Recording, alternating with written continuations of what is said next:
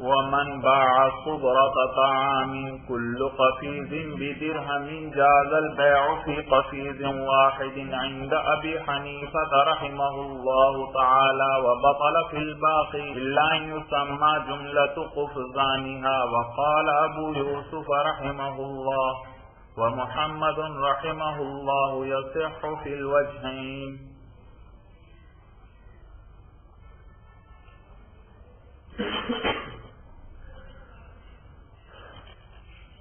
کتاب البیع چل رہی ہے مولانا، بیوع کے مسائل آپ پڑھ رہے ہیں بھائی.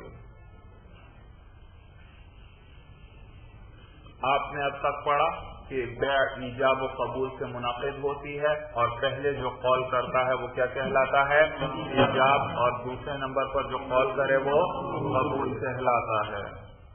اور جب ایجاب اور قبول ہو جائیں تو بیع لازم ہو جاتی ہے، اور بائع فوراً مشتری فوراً اس چیز کا کیا بن جاتا ہے؟ مالک بن جاتا ہے. اگرچہ ابھی اس کا قبضہ نہیں، لیکن وہ مالک بن چکا ہے.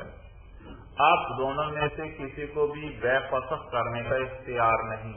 ہاں البتہ دو وجہ سے اختیار ہے بھائی. ایک کیا، کون سا خیار ہے اس کو؟ ایک خیار عیب ہے اور ایک خیار رؤیت ہے. اور اسی طرح اگر خیار شرط رکھا ہو کسی نے اپنے لیے کہ مجھے 3 دن تک فسخ کرنے کا اختیار ہے. پھر یہ مسئلہ بھی آپ نے پڑھا تھا کہ مبیع یا ثمن میں سے جو چیز مشار الیہ ہے، سامنے موجود ہے، اس کی طرف اشارہ کر دیا جائے تو اب اس کی مقدار ذکر کرنا ضروری نہیں ہے کہ پھر ویسے بھی جائز ہو جائے گی. اور ثمن کا بیع کے اندر مطلق ہونا چاہیے نہیں، اس کی مقدار بھی ذکر ہو اور اس کا وصف بھی ذکر ہونا چاہیے، جبکہ اور بھی کرنسیاں وہاں چلتی ہوں. اس کے بعد آپ نے یہ بھی مسئلہ پڑھا تھا بھائی کسی چیز کو نقد بیچنا بھی صحیح اور ادھار بیچنا بھی، لیکن ادھار کے اندر کیا چیز ضروری ہے؟ مدت کا متعین ہونا ضروری ہے. یہ کہہ دے جب پیسے آ جائیں گے میں دے دوں گا، وہ دوسرا یا یہ دوسرا کہہ دیتا ہے، بیچنے والا کہتا ہے جی جب آپ کے پاس پیسے آئے تو کیا کرنا، پیسے دے دینا. نہیں بھائی، مدت کا متعین، ورنہ تو جھگڑا آئے گا مولانا. کیا آئے گا؟ جھگڑا. بھائی بھائی چاہے گا مجھے اب جلد سے جلد پیسے مل جائیں، مشتری چاہے گا کہ میں جتنے سے جتنا دیر کر سکوں دیر سے دوں گا. تو مدت متعین ہونا ضروری. اور میں نے آپ کو یہ مسئلہ بھی بتایا تھا، کوئی چیز نقد بیچی تو سستی بیچی، ادھار بیچتا ہے تو مہنگی، یہ بھی صحیح ہے، لیکن طے ہونا چاہیے بیع کے وقت. نقد بیچ رہا ہے یا دوسرے کو بتا دیں نقد لوگے تو 100 کی، ادھار لوگے تو 120.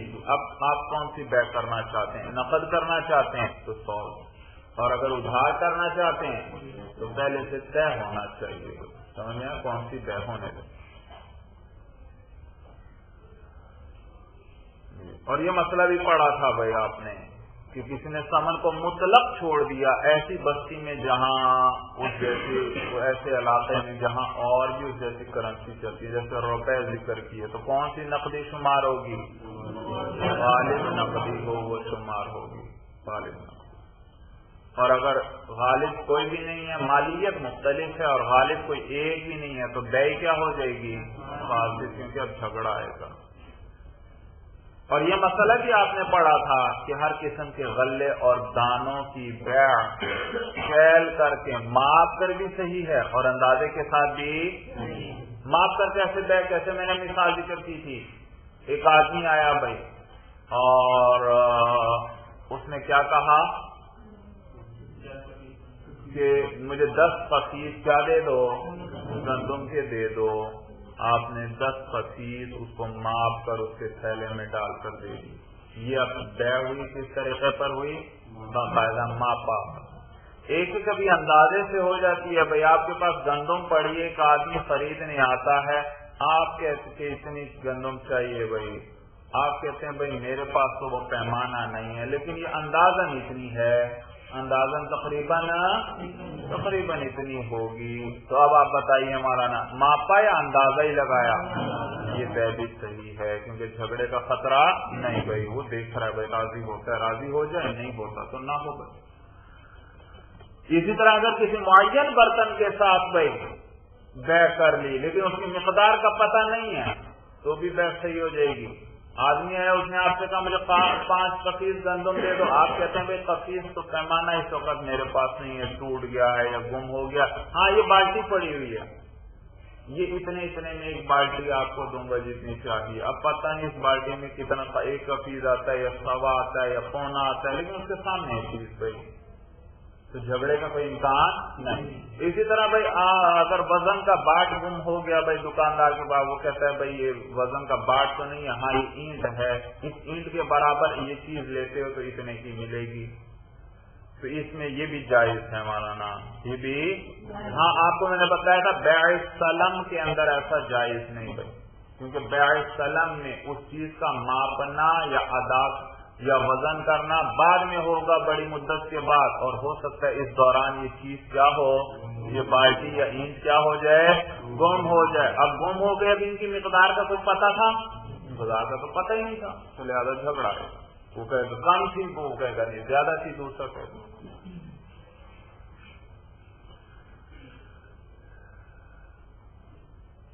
تو کہتے ہیں آگے بھائی ومن باع صبرۃ طعام كل قفیز بدرهم جاز البيع في قفیز واحد. جی یہاں سے اہم مسائل کچھ بتلا رہے ہیں بھائی. اس مقام پر میری اب تقریر ہے مولانا, بڑی قیمتی تقریر ہے, وہ لکھ لیجئے سارے بھائی, انشاءاللہ بڑی مفید ہوگی بھائی. اس سے آگے یہ مولانا اس تقریر سے انشاءاللہ قدوری کا پورا ایک صفحہ حل ہو جائے گا, اور باقاعدہ آپ کے سامنے کوئی صورت آئے آپ آرام سے اس کا حکم نکال سکیں گے. لکھیے بھائی سارے.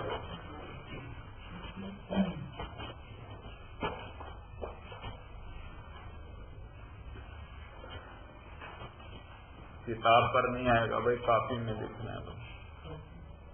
اچھا, چیزیں 4 قسم پر ہیں. چیزیں 4 قسم پر ہیں.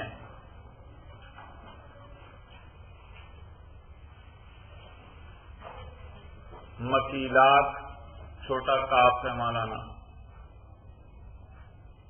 مکیلات, موزونات, موزونات زا کے ساتھ, موزونات, معدودات, معدودات,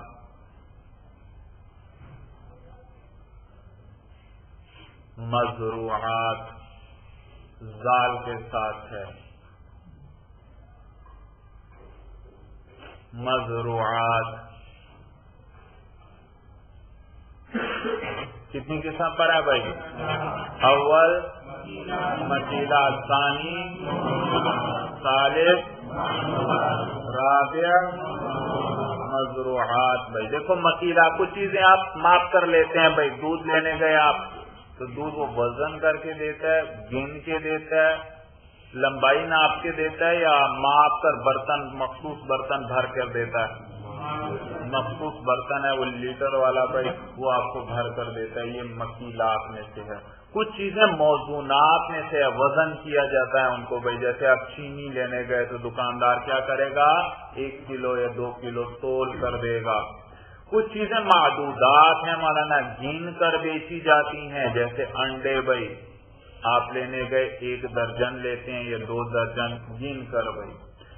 کچھ چیزیں ناپ کر مولانا بیچی جاتی ہیں. آپ کپڑا لینے گئے بھائی, دکاندار کیا کرتا ہے, گز کے ذریعے اس کو ناپ کر بیچتا ہے. سورج سمجھ میں آ گئی بھائی؟ آگے لکھیے بھائی. پھر معدودات اور مزروعات 2 قسم پر ہیں.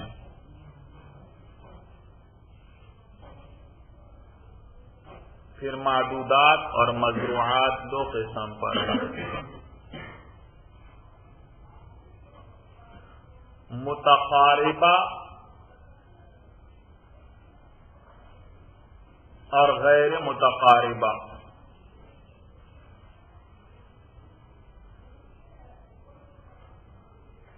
متقاربہ قاف دو نقطوں والا ہے مولانا، متقاربہ اور غیر متقاربہ.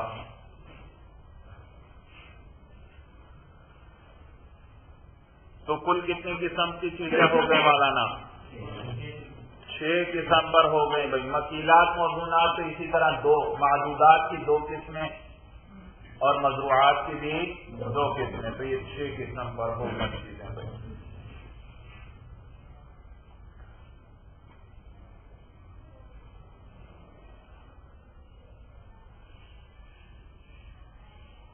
اچھا بھائی، اب آگے 2 مقدمات لکھ لیجیے مولانا. مسئلے سے پہلے 2 مقدمات کا سمجھنا ضروری ہے، یا مسائل سے پہلے 2 مقدمات کا سمجھنا ضروری ہے. مقدمہ اولا، مقدمہ اولا، اولا لکھنا آتا ہے بھائی؟ لام یا بھائی، یا کے اوپر کھڑے رہو. مقدمہ اولا، جب لفظ کل کی اضافت، جب لفظ کل کی اضافت، کل لفظ جانتے ہیں یا نہیں بھائی چھوٹے کاف کے ساتھ؟ جب لفظ کل کی اضافت ایسی چیز کی طرف ہو، ایسی چیز کی طرف ہو جس کا منتہا معلوم نہ ہو، جس کا منتہا معلوم نہ ہو،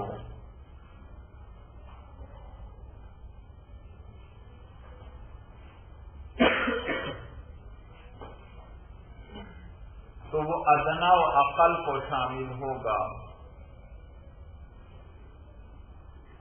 تو وہ ادنا اور اقل کو شامل ہوگا.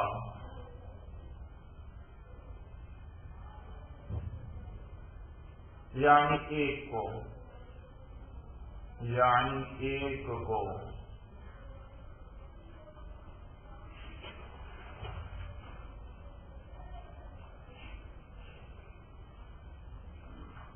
عند ابی حنیفہ، عند ابی حنیفہ والصاحبین رحمہم اللہ، عند ابی حنیفہ والصاحبین رحمہم اللہ.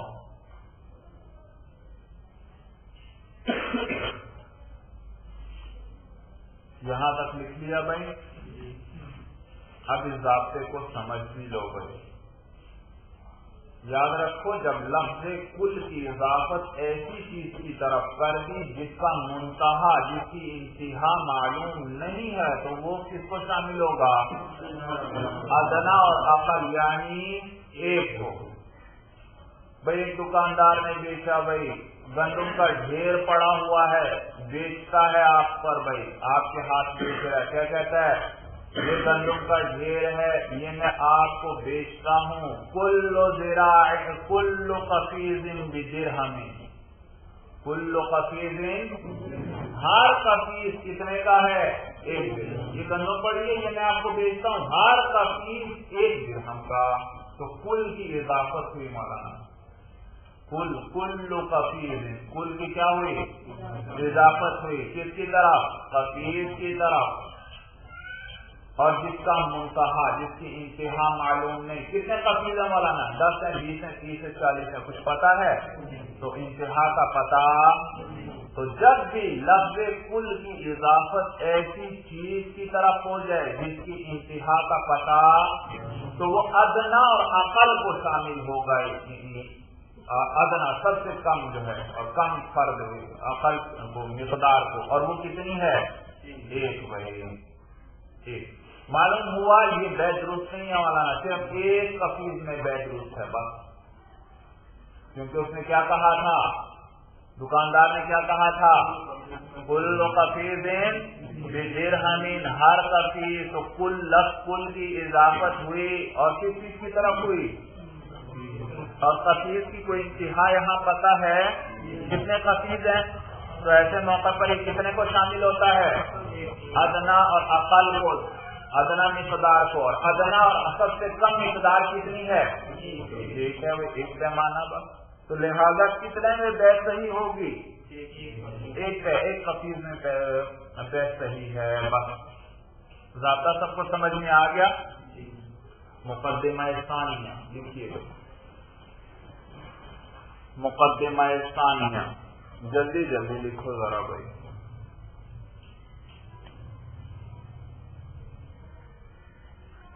ایک ہے اصل اور ایک ہے وصف. ایک ہے اصل، دو چیزیں ہیں مولانا یہاں، ایک اصل اور ایک وصف. اصل اور عین کے مقابلے میں تو ثمن آتے ہیں، اصل اور عین کے مقابلے میں تو ثمن آتے ہیں.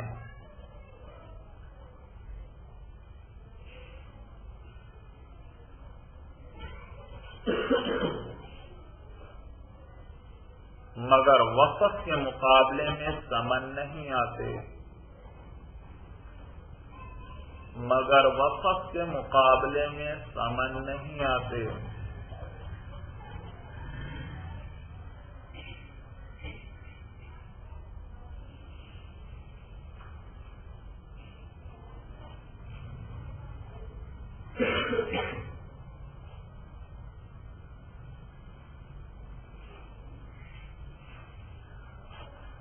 جی الگ سطر میں لکھیے، نئی لائن میں بھائی. قلت و کثرت،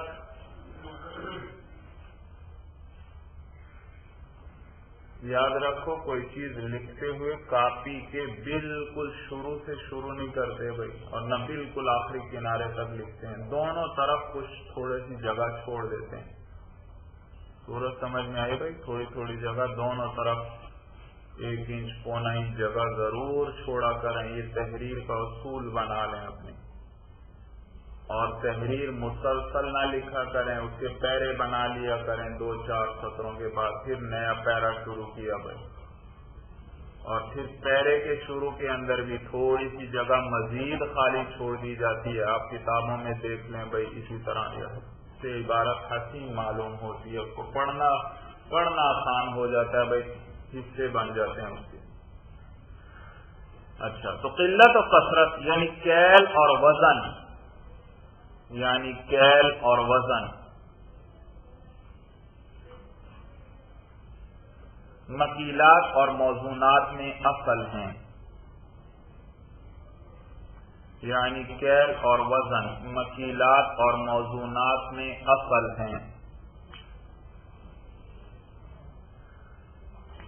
جبکہ زراع وصف ہے مزروعات میں. زراع زال کے ساتھ آئے گا، جبکہ زراع وصف ہے مزروعات میں.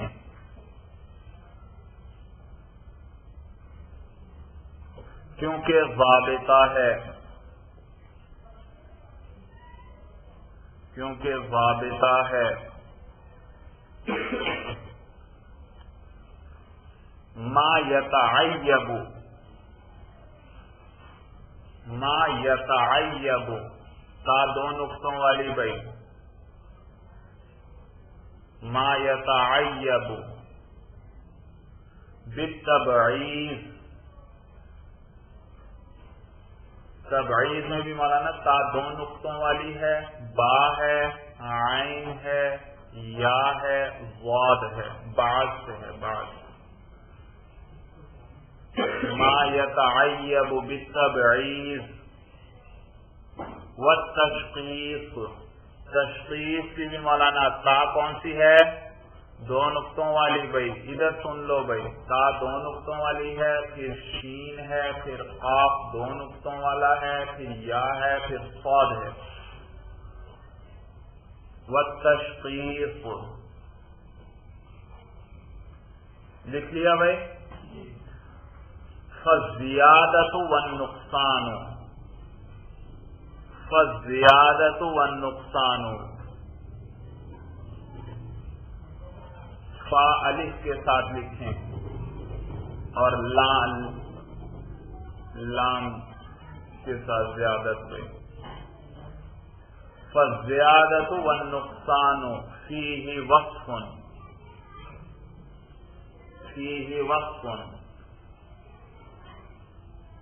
وما لیس کذالک.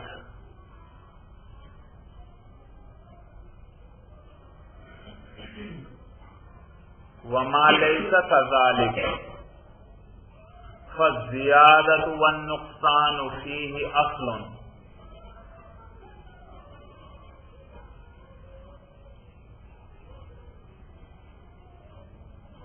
والنقصان فیہ اصل فالزیادۃ والنقصان فیہ اصل.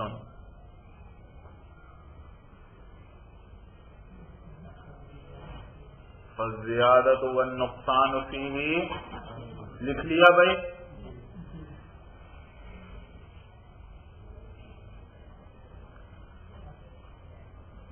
جو چیز حصے بکھرے کرنے سے عیبدار ہو جائے. ترجمہ مولانا اس کا. جو چیز حصے بکھرے کرنے سے عیبدار ہو جائے.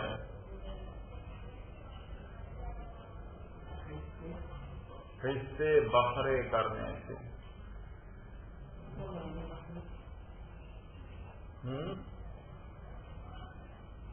حصے کرنا بھائی، حصے کرنا وہی مانا.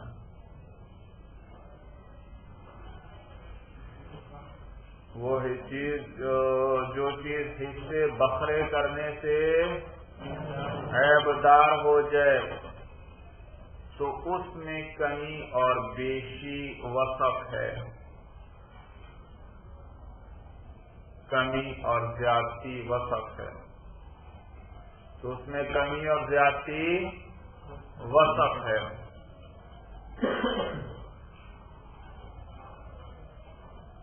اور جو چیز ایسی نہ ہو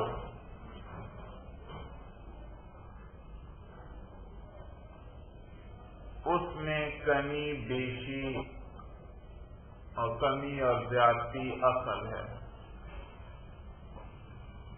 اس میں کمی اور زیادتی اصل ہے.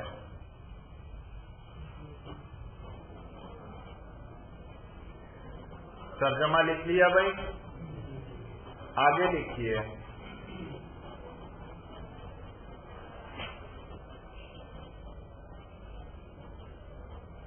پھر یاد رکھیے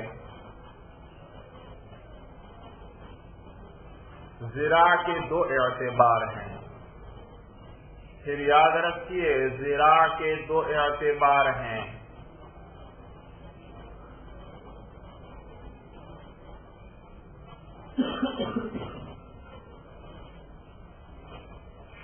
ایک اعتبار سے وصف ہے، ایک اعتبار سے وصف ہے،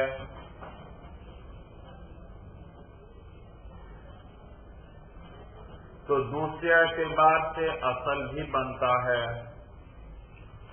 تو دوسرے اعتبار سے اصل بھی بنتا ہے.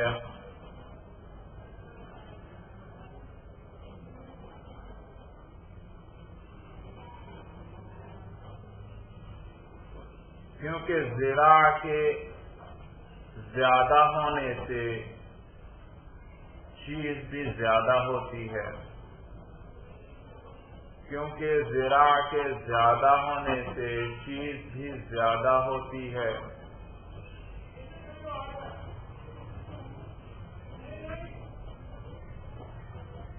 معلوم ہوا ذراع میں اصل بننے کی صلاحیت بھی ہے.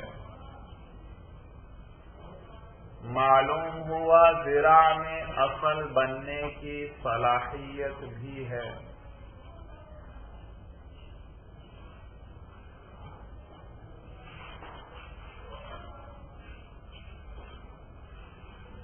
اور یہ اصل کے قائم مقام بن جاتا ہے. اور یہ اصل کے قائم مقام بن جاتا ہے.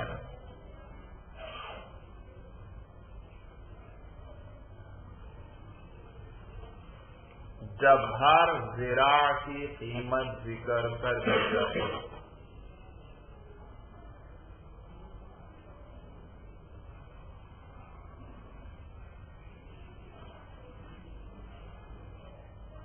جب ہر ذراع کی قیمت ذکر کر دی جائے. دونوں مقدمے ختم ہوئے. دونوں مقدمے ختم ہوئے. لکھیے بھائی لکھیے.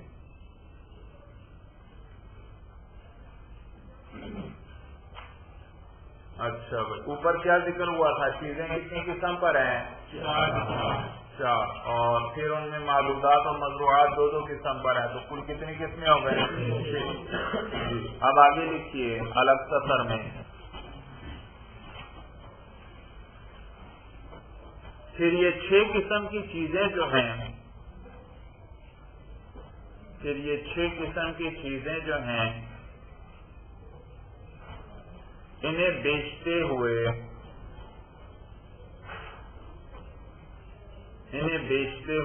کل مقدار ذکر ہوگی یا نہیں؟ انہیں بیچتے ہوئے کل مقدار ذکر ہوگی یا نہیں؟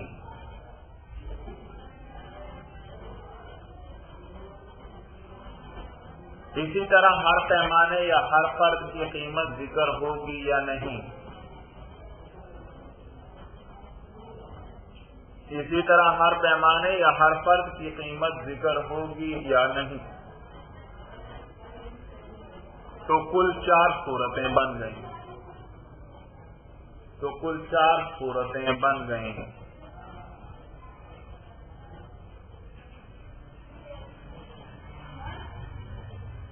پہلی صورت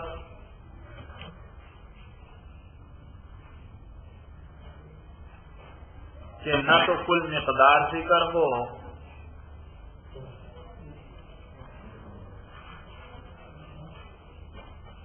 پہلی صورت کہ نہ تو کل مقدار ذکر ہو اور نہ ہر پیمانے یا ہر فرد کی قیمت، اور نہ ہر پیمانے یا ہر فرد کی قیمت.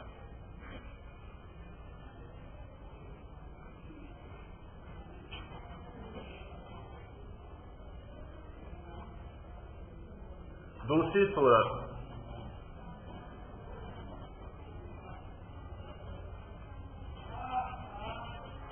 کل مقدار تو ذکر نہیں، کل مقدار تو ذکر نہ ہو،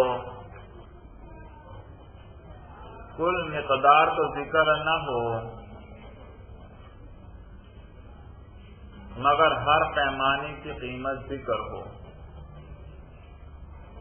مگر ہر پیمانے کی قیمت ذکر ہو.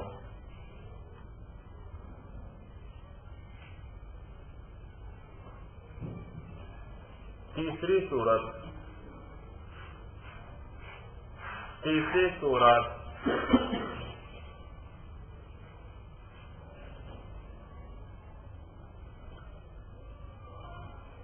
کل مقدار تو ذکر ہو، کل مقدار تو ذکر ہو مگر ہر پیمانے کی قیمت ذکر نہ ہو، مگر ہر پیمانے کی قیمت ذکر نہ ہو.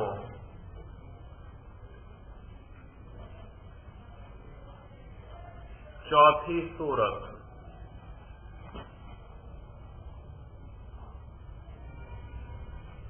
کل مقدار بھی ذکر ہو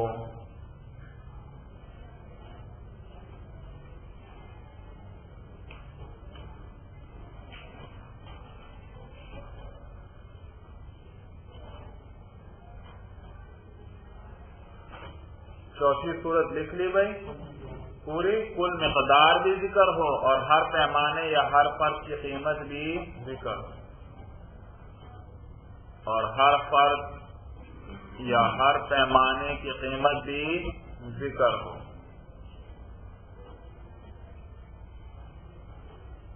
چار صورتیں لکھنی بھائی الگ سطر میں لکھیے.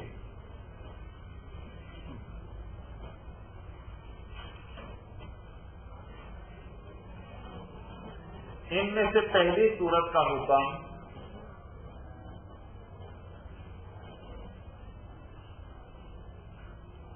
ان میں سے پہلی صورت کا حکم متن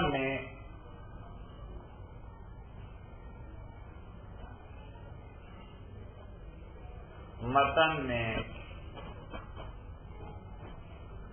والاعواز المشار الیہا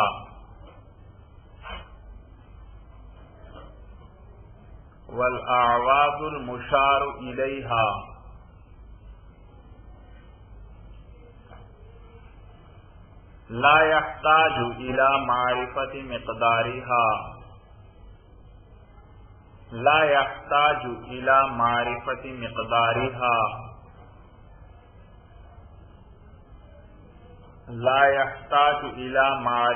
مقدارها في جواز البيع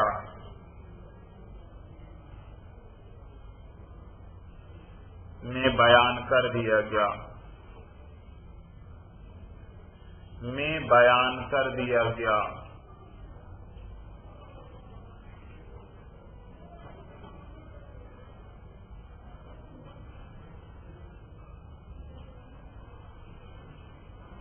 تو چیزیں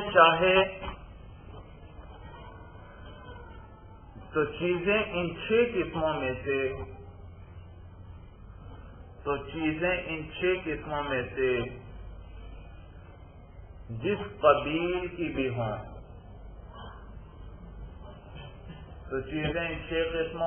جس قسم کی بھی ہوں، سب کا یہی حکم ہے۔ تو چیزیں ان 6 قسموں میں سے جس قسم کی بھی ہوں، سب کا یہی حکم ہے۔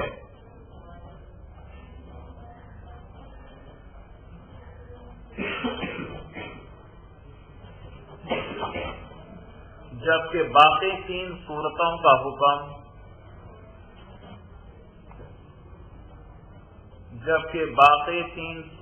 کا حکم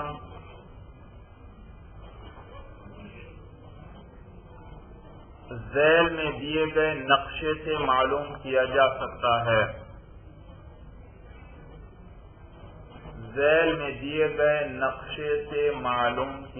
سکتا ہے۔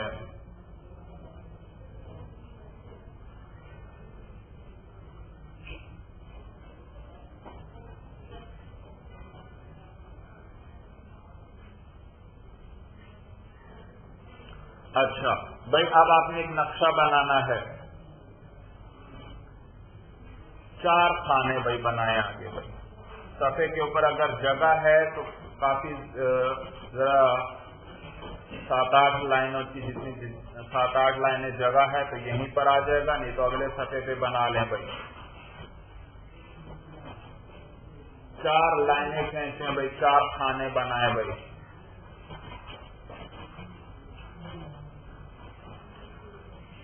اینڈ صفحے کے وسط میں ایک لکیر کھینچیں اوپر سے نیچے کی طرف، پھر اس کے دونوں طرف 2-2، پھر ایک لکیر کھینچ کر 4 ہو جائیں گے پورے بھائی۔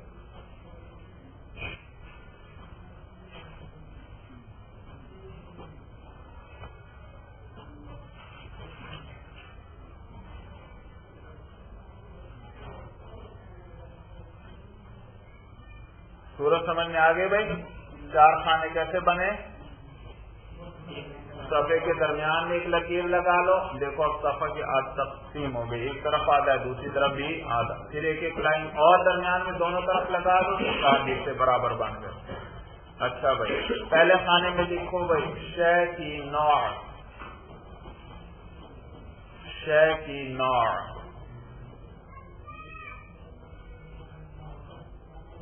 دوسرے خانے میں لکھیں جب ہر پیمانے یا ہر فرد کی قیمت ذکر کی جائے۔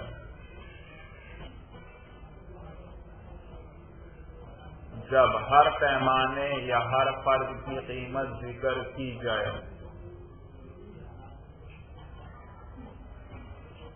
یعنی پہلی صورت، خیر پہلی صورت نہیں، یہ کون سی صورت ہے؟ یعنی دوسری صورت،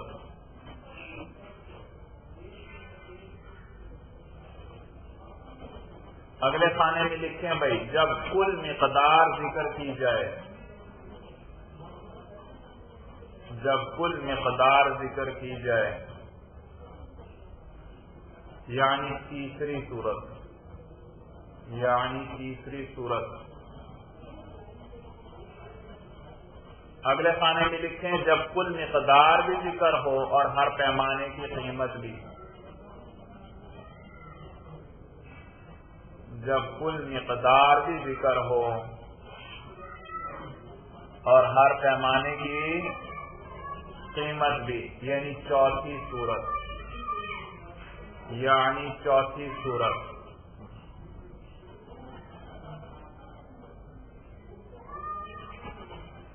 لکھ لیا بھائی؟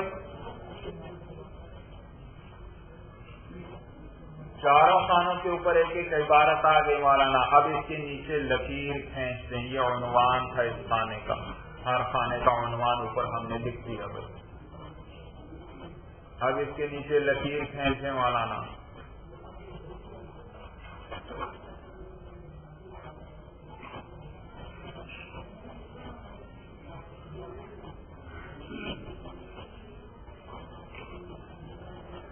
جی اب لکھیے بھائی شے کی نوع کے نیچے لکھیے بھائی، اسی خانے کے اندر لکیر سے نیچے مکیلات، موزونات، معدودات متقاربہ، اکٹھے ہی لکھنے ہیں سارے بھائی، چاہے ایک سطر میں آ جائیں چاہے دو میں آ جائیں۔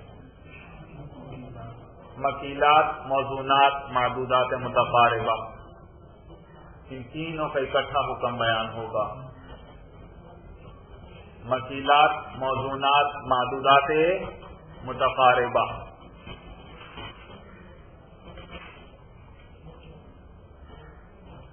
لکھ لیا بھائی؟ اگلے خانے میں اس کے سامنے لکھو بھائی صرف ایک فرد یا ایک پیمانے میں بیع صحیح ہوگی، صرف ایک فرد یا ایک پیمانے میں بیع صحیح ہوگی۔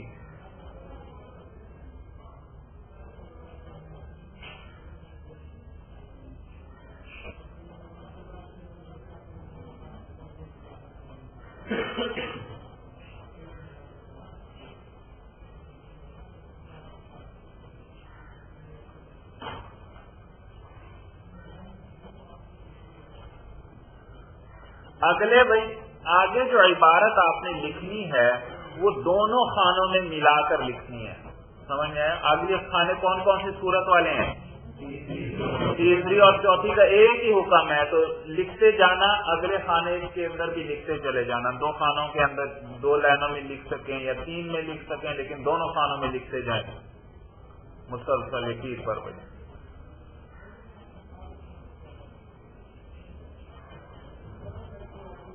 اگر مبیعہ مذکورہ مقدار، جی اگر مبیع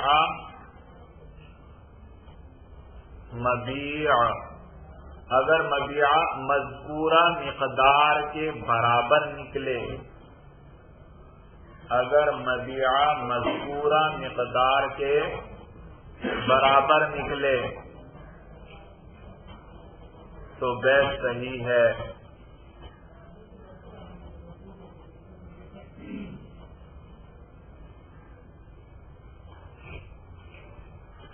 اور اگر کم نکلے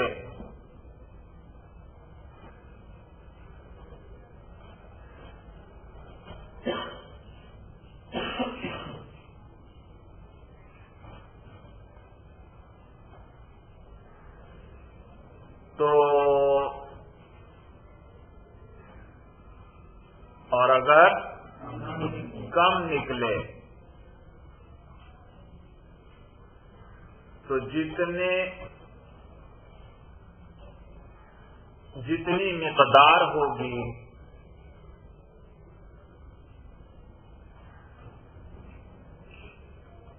نہیں، یا یوں لکھیں تو بیع، یا یوں اسی طرح رہنے دیں، تو جتنی مقدار ہے اس میں بیع صحیح ہوئی،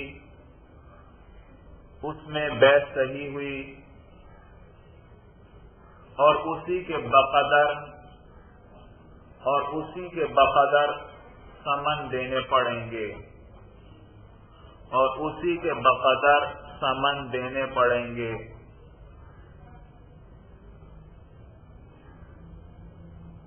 مگر ساتھ ساتھ مشتری کو خیار بھی ہوگا. مگر ساتھ ساتھ مشتری کو خیار بھی ہوگا.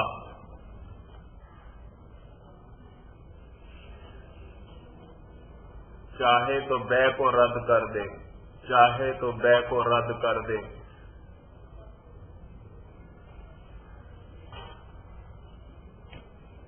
اور اگر مبیع زائد نکلے، اگر مبیع مذکورہ مقدار سے زائد نکلے،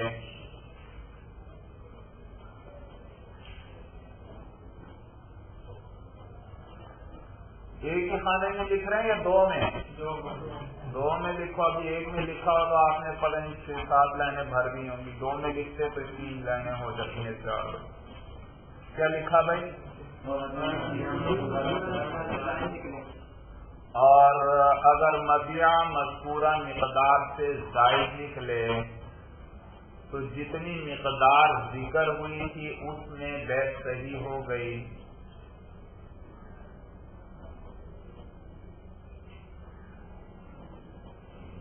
جتنی مقدار ذکر ہوئی تھی اس میں بے صحیح ہو گئی اور زائد مقدار بائعی ہے،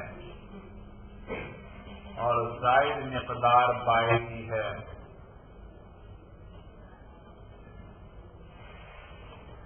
لکھ لیا بھائی؟ ہاں بھائی، یہ دیکھا، یہ مکیلات، موزونات اور معدودات متقاربہ تینوں کا حکم آ گیا، تینوں صورتوں والا بھائی. اب بھائی اگلی صورت ہے معدودات متفاوتہ. پھر پہلے خانے میں آ جائیں. ایسی نیچے لکھنا ہے بھائی، اس کے سامنے پھر ہم نے حکم بھی لکھنا ہے. صورت سمجھ میں آ رہی ہے بھائی؟ ایسی اس طرح نہ لکھنا کہ اس کے آگے اگلے خانوں میں سے کوئی لکھائی آ رہی ہو، خالی ہو آپ کے تقسیم و خانے ایسی لائن میں لکھو، نیچے کر کے ذرا ایک لائن بلکہ درمیان میں خالی چھوڑ دو. معدودات غیر متقاربہ، معدودات غیر متقاربہ لکھ لیا بھائی؟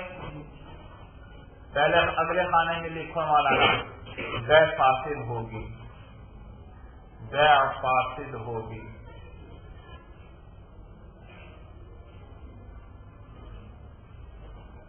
لکھ لیا بھائی؟ اگلے خانے میں لکھیں اگر مبیع مذکورہ مقدار کے برابر ہو، اگر مبیع مذکورہ مقدار کے برابر ہو، نہ الگ الگ اب لکھنا ہے.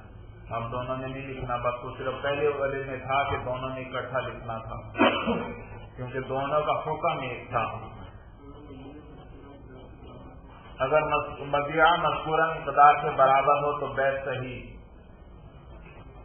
اور اگر کم یا زیادہ ہو تو بے فاسد ہے.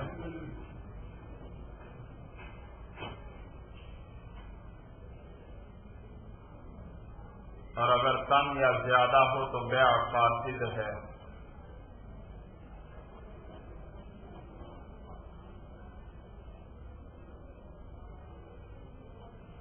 اگلے خانے میں لکھنے والا چوتھی صورت کا حکم، اگر مبیع مذکورہ مقدار کے برابر ہو تو بے صحیح،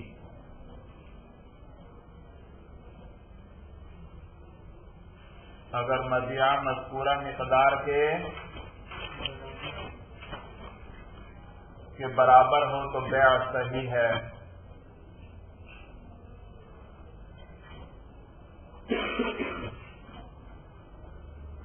اگر زیادہ ہو تو بیع فاسد ہے، اور اگر زیادہ ہو تو بیع فاسد ہے.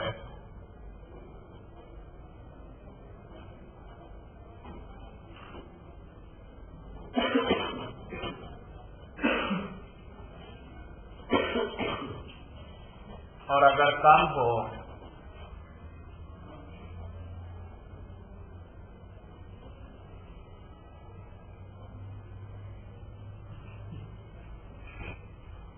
تو جتنی مقدار ہے، جتنی تعداد ہے، تو جتنی تعداد ہے اتنے میں بیع ہو گئی، اتنے میں بیع ہو گئی۔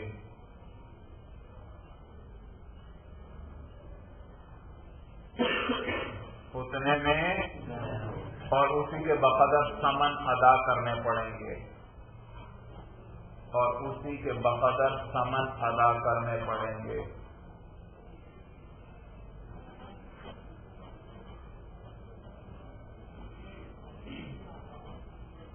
لیکن ساتھ ساتھ مشتری کو بیع کو فسخ کرنے کا اختیار بھی ہوگا، لیکن اس کے ساتھ ساتھ مشتری کو بیع فسخ کرنے کا اختیار بھی ہوگا۔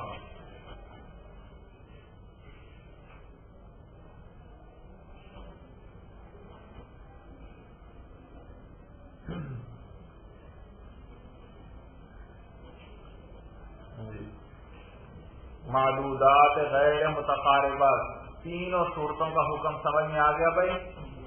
اچھا، اب الگ بھائی مزروعات غیر متقاربہ کا حکم آئے گا۔ پہلے سال خانے میں آ جاؤ۔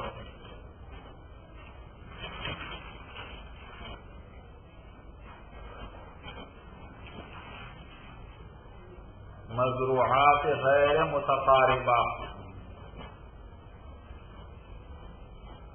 لکھ لیا بھائی؟ پہلے خانے میں کیا لکھا؟ غیر متقاربہ۔ اگلے خانے میں اس کے سامنے لکھو بھائی بیع فاسد ہوگی، بیع فاسد ہوگی۔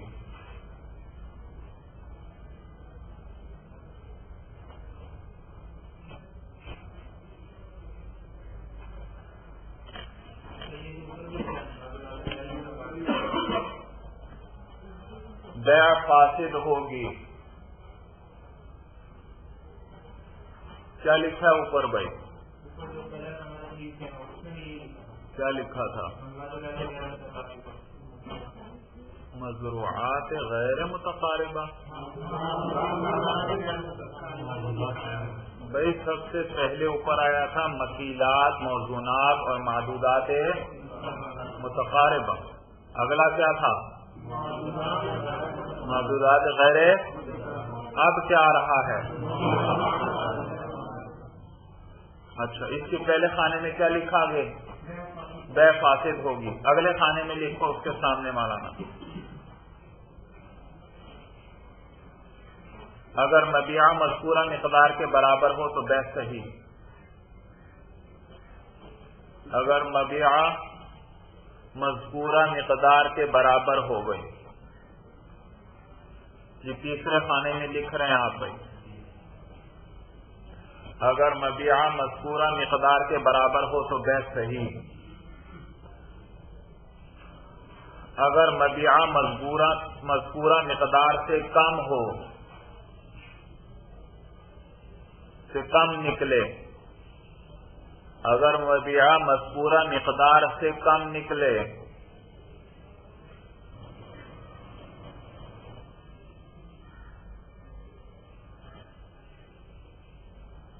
تو بیع، تو مشتری کو پورے ثمن دے کر وہ لینا ہوگا۔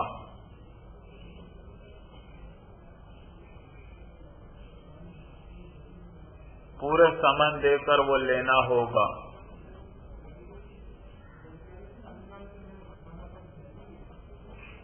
مقدار کم ہونے سے ثمن میں کمی نہیں ہوگی، مقدار کم ہونے سے ثمن میں کمی نہیں ہوگی۔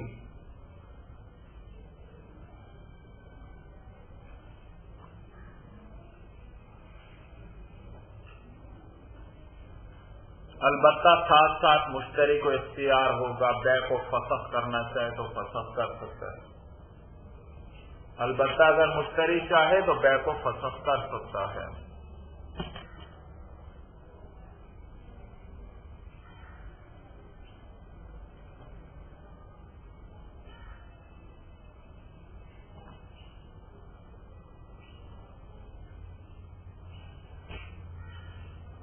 اور اگر مبیعہ زائد نکلے، اور اگر مبیعہ زائد نکلے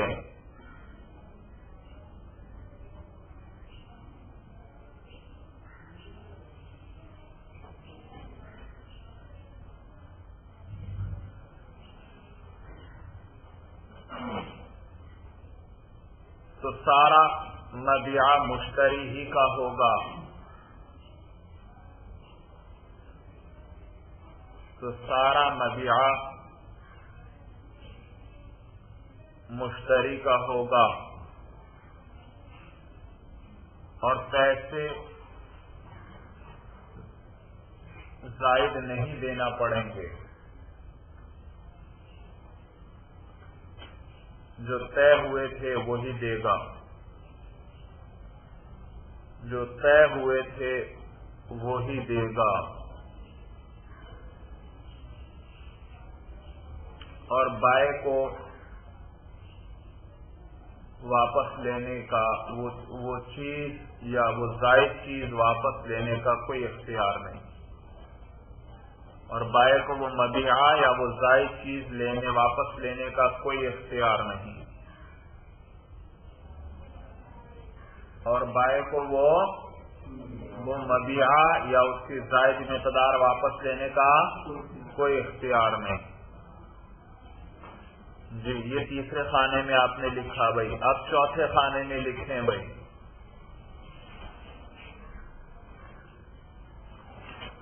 اگر مبیعہ مذکورہ مقدار کے برابر ہو تو بیع صحیح،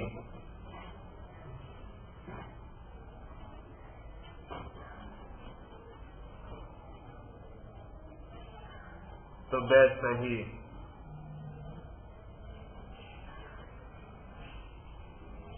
اور اگر کم نکلے یا زیادہ نکلے،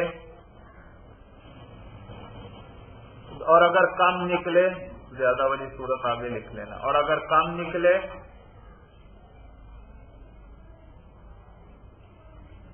تو اتنے ہی ثمن میں بھی کمی ہو جائے گی، تو اتنی ہی ثمن میں بھی کمی ہو جائے گی،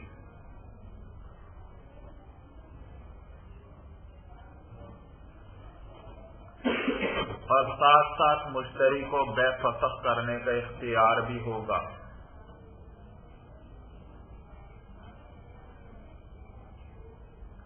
اور ساتھ ساتھ مشتری کو بیع فسخ کرنے کا اختیار بھی ہوگا۔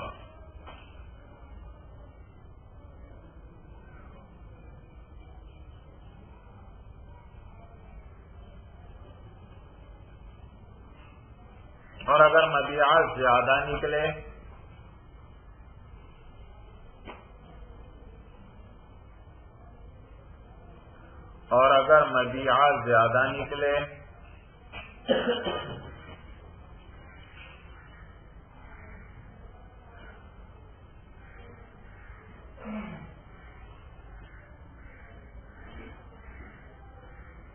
تو جتنا زیادہ ہوگا اسی کے بقدر زائد پیسے، زائد ثمن دینے پڑیں گے،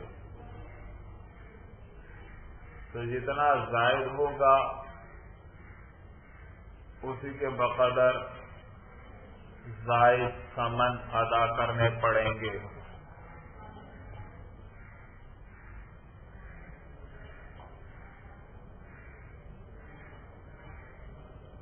البتہ ساتھ ساتھ مشتری کو بیع فسخ کرنے کا اختیار بھی ہوگا، البتہ ساتھ ساتھ مشتری کو بیع فسخ کرنے کا اختیار بھی ہوگا۔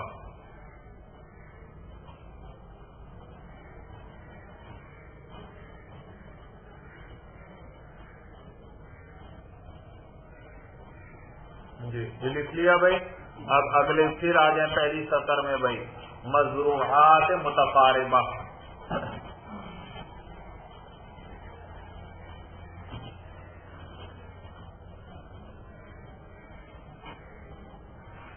مزروعات متقاربہ،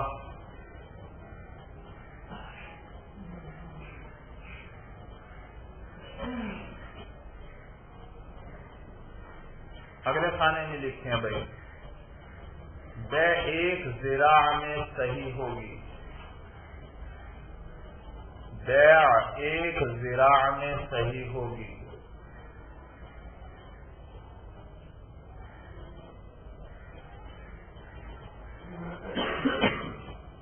بشرطے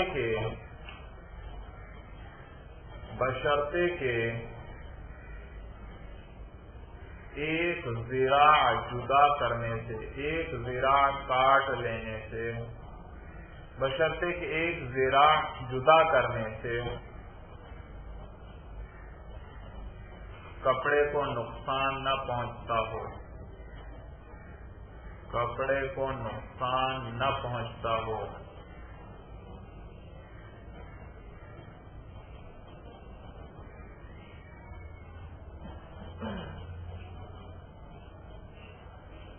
اگلے خانے میں دیکھتے ہیں بھائی، بلکہ اگلے خانے میں کیا لکھنا ہے بھائی، وہ دو نشان ڈال دیں، یعنی اوپر والا جو حکم ہے وہی یہاں پر بھی ہے، وہ جو اس کے اوپر جو حکم تھا بھائی، اوپر کیا تھا، اسی خانے میں اوپر دیکھو، جو غیر متقاربہ کا حکم تھا وہی اس کا بھی حکم ہے، یا لکھ لو آگے بھائی، اس کا وہی حکم ہے جو مزروعات غیر متقاربہ کا ہے، اس کا وہی حکم ہے جو مزروعات غیر متقاربہ کا ہے۔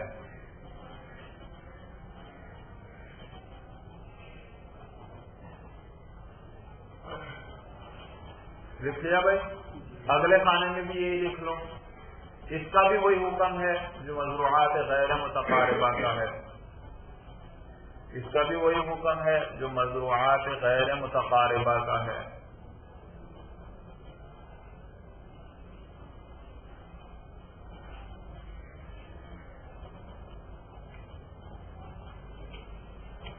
جی لکھ لیا بھائی، نقشہ مکمل ہو گیا بھائی، چلیے بس مولانا، باقی پھر اس کو کل حل کرواؤں گا آپ کو بھائی، بڑا قیمتی نقشہ، بڑی قیمتی بحث بھائی، بہت سے مسائل اس سے حل ہو جائیں گے بھائی، چلیے مولانا، ھذا ھو المرام، اللہ اعلم بحقیقت الکلام۔